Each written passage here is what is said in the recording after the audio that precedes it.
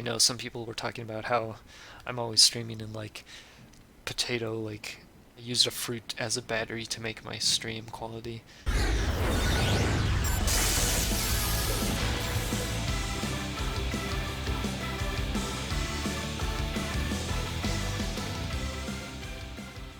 Alright, how's it going, everybody?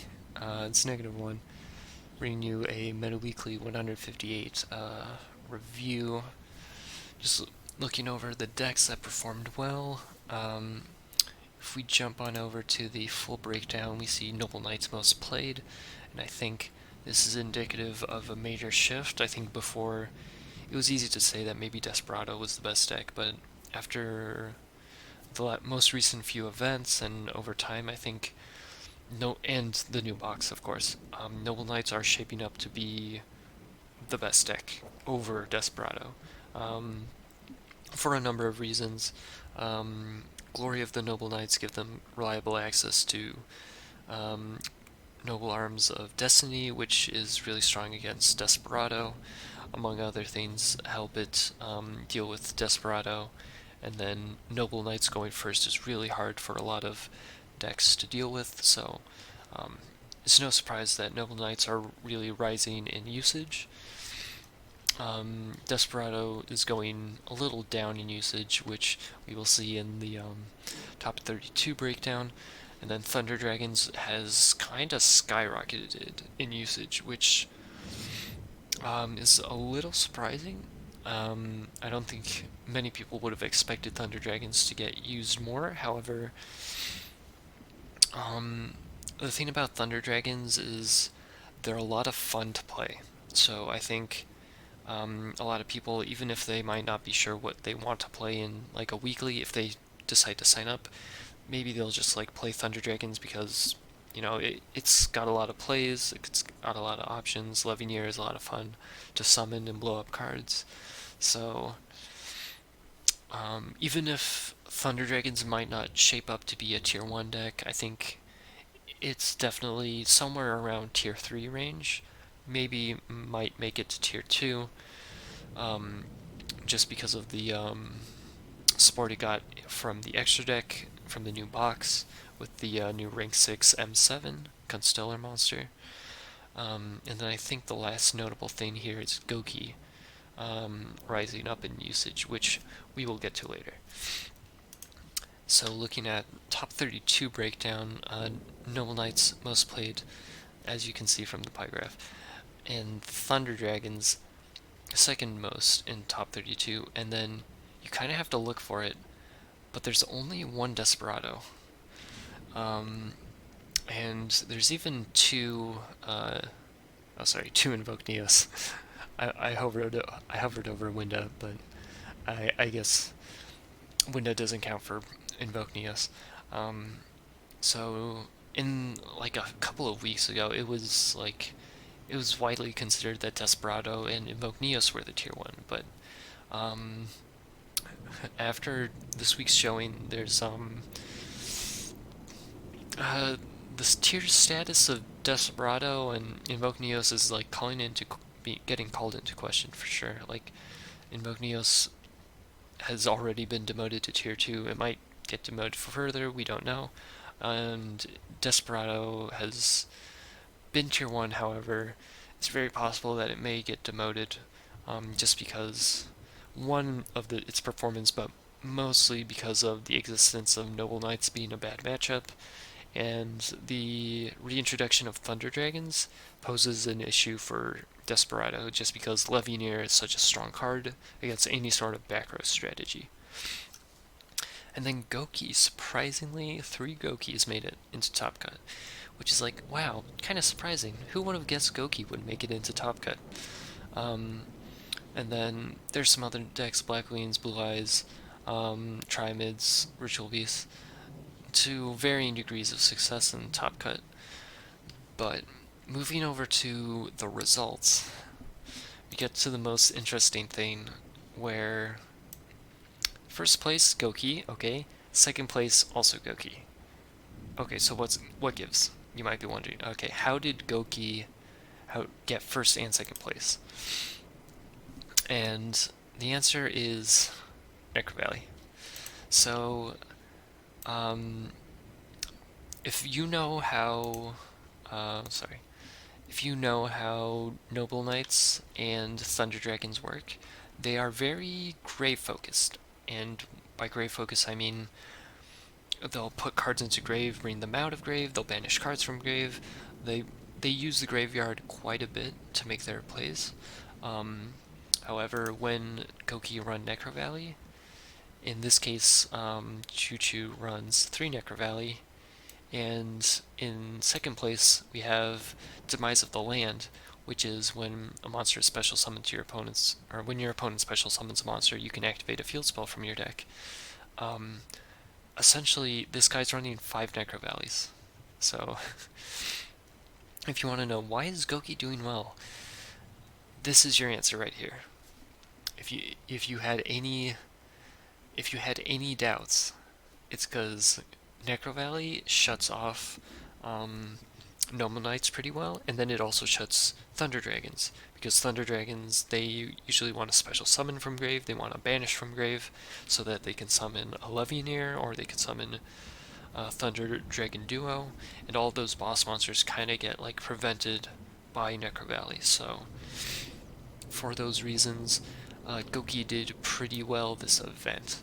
Um, I'm not sure if Goki will get tiered, just because you gotta think, if people one of the reasons why Goki does so well is because people don't expect other people to run Goki, you know?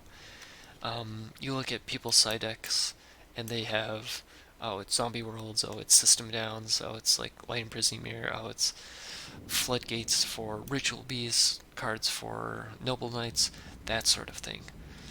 You look through these side decks, you don't really see anything for Goki, you know? And so, it's not to say Goki is a bad deck, but is Goki a meta deck? And that's where you have to question what is meta versus what is anti-meta.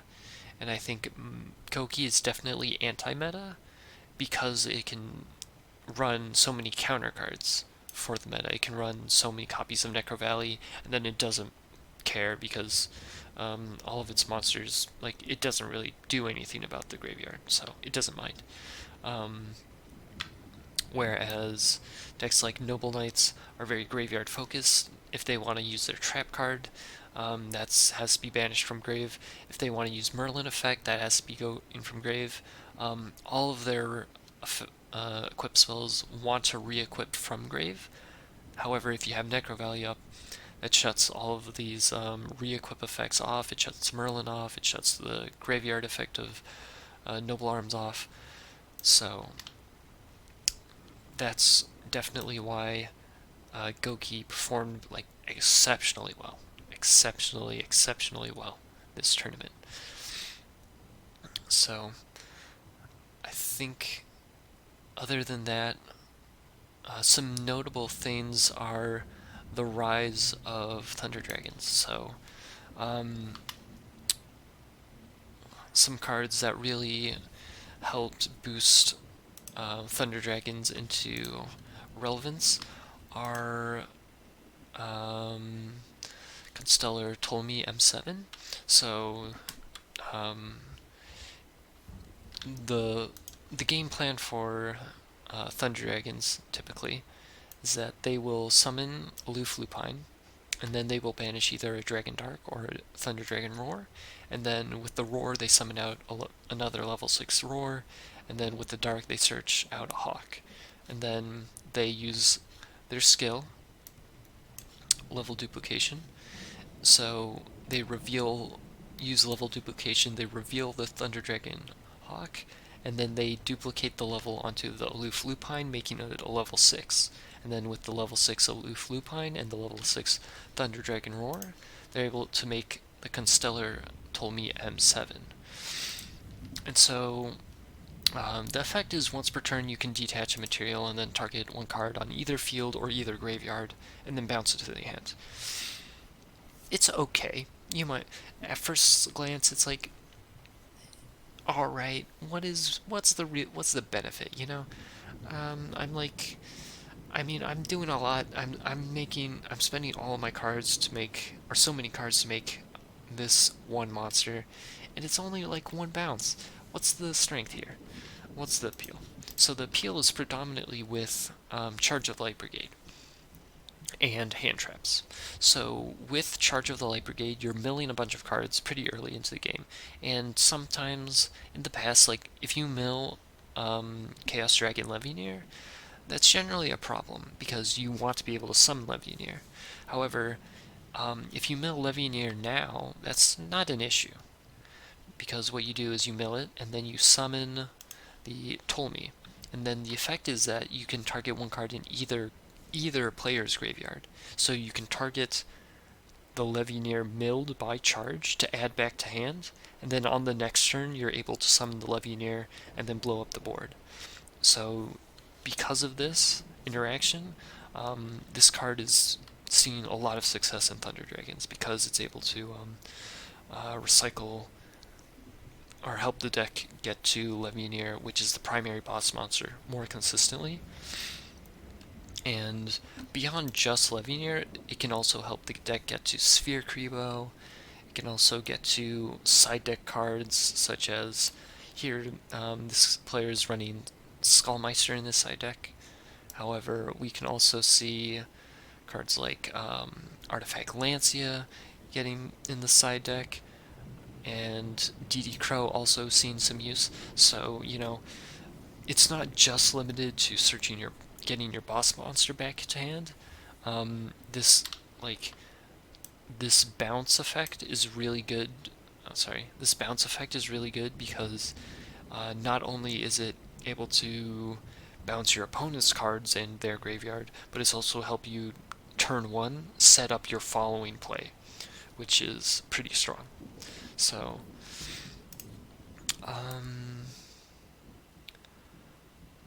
I forgetting anything? Chat. Am I forgetting anything? If I'm forgetting anything, please someone say something. I would appreciate it.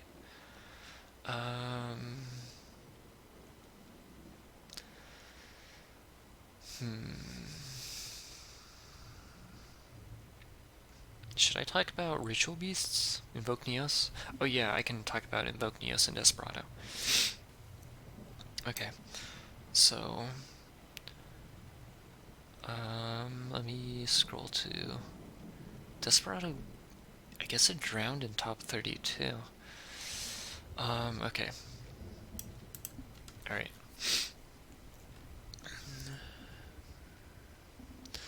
I'll talk about Neos, then Desperado, then Ritual Beasts. So, as you may have noticed, in the breakdown, only 2 Neos made it into top cut, and then only 1 made it into top 16. So here we have the only one that made it into top 16, and we can kind of see that the build hasn't really adapted. The deck is it's been still using Winda, it's still running a lot of the same cards, Karma Gut, Providence, some Ballistas. I think the deck is just not adapting to the new meta. Presently, like the meta is shifting away from Desperado and more towards Noble Knights, and for that reason, Neos is, I think, kind of falling off because it's not adapting. And then, speaking of Desperado, it's not adapting very well either because it doesn't have a very good time against Noble Knights. And typically, I would pull up a example build of Desperado. However, no Desperado even made it into top 16. So, unfortunately, for that reason, I can't really pull it up while I'm talking about it. So, it's very possible we may be seeing the fall of the coin flips and the rise of the noodle nuts. So it's a very possible shift in the meta. It's very interesting to see that just Desperado and Neos like completely fall out of favor, and Noble Knights to take the reins and establish themselves as the most dominant strategy. As a side, I think. Oh, sorry. Ritual Beasts are another deck to possibly keep an eye out for. So Ritual Beasts both made top 4 and top 8, and in here we can kind of see both the builds kind of standardize most of the card lineup. Um, However, the techs are getting more, I suppose, concise. Generally, they're preferring a lot of back row and some cyclone for removal. And I think ritual beasts are really important to look out for because they have a really good matchup against noble knights. And for that reason, I think it's very possible that ritual beasts may come back to the tier list. Um, so yeah, the bouncing of Petalfin, the floating of Winda, all of these things are really like good at playing around uh, the strong cards of Noble Knights. So Artorgus, it's a floater that pops monsters, so bouncing it bypasses the floating effect. If it pops a window, window just floats. So for these reasons, I think it's very possible that